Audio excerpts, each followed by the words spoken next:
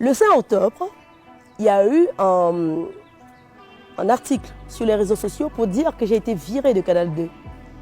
Mais ça faisait déjà 1 mois et demi que j'étais plus à Canal 2.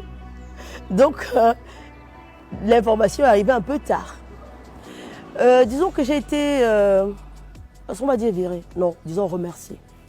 J'ai été remerciée par ma hiérarchie parce que l'entreprise a des problèmes, traverse des difficultés.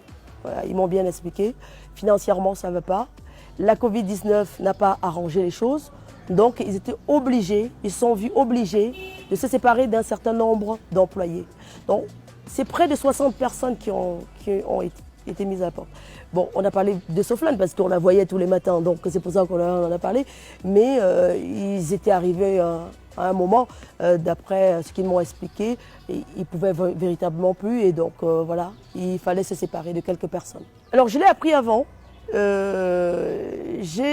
comment dire, je ne sais pas si on va dire la chance ou la malchance.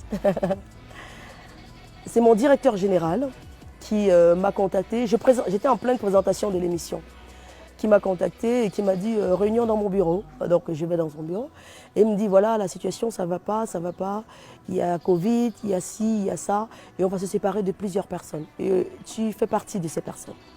Et je lui dis j'arrête quand? Il me dit mais non, on va te donner le courrier. Je voulais pas seulement que tu l'apprennes quand on te donnera le courrier, je voulais que tu l'apprennes avant.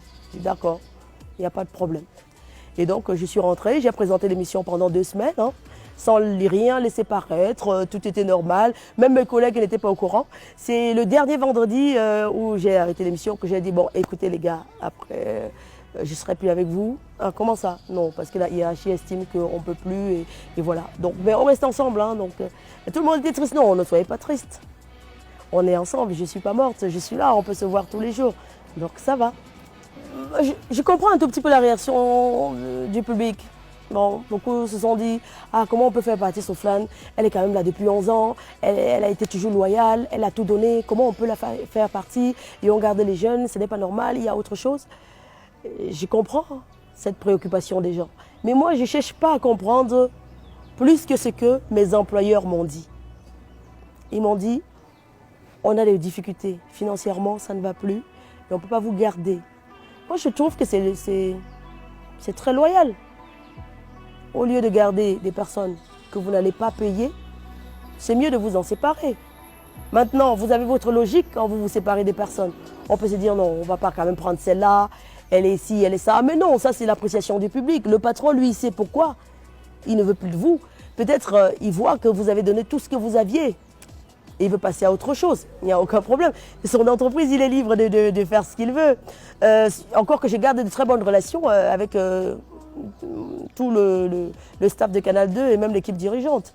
Donc il y a de fortes chances que dans quelques semaines, dans quelques mois, qu'on puisse voir des productions made in Soflan à Canal 2 International. Il n'y a aucun problème. Je n'ai aucun problème avec Canal 2 International, il n'y a pas un problème de personne. Il y a un problème de... Il n'y a pas assez de moyens pour garder tout le monde et on fait le tri de certaines personnes. C'est aussi simple que ça.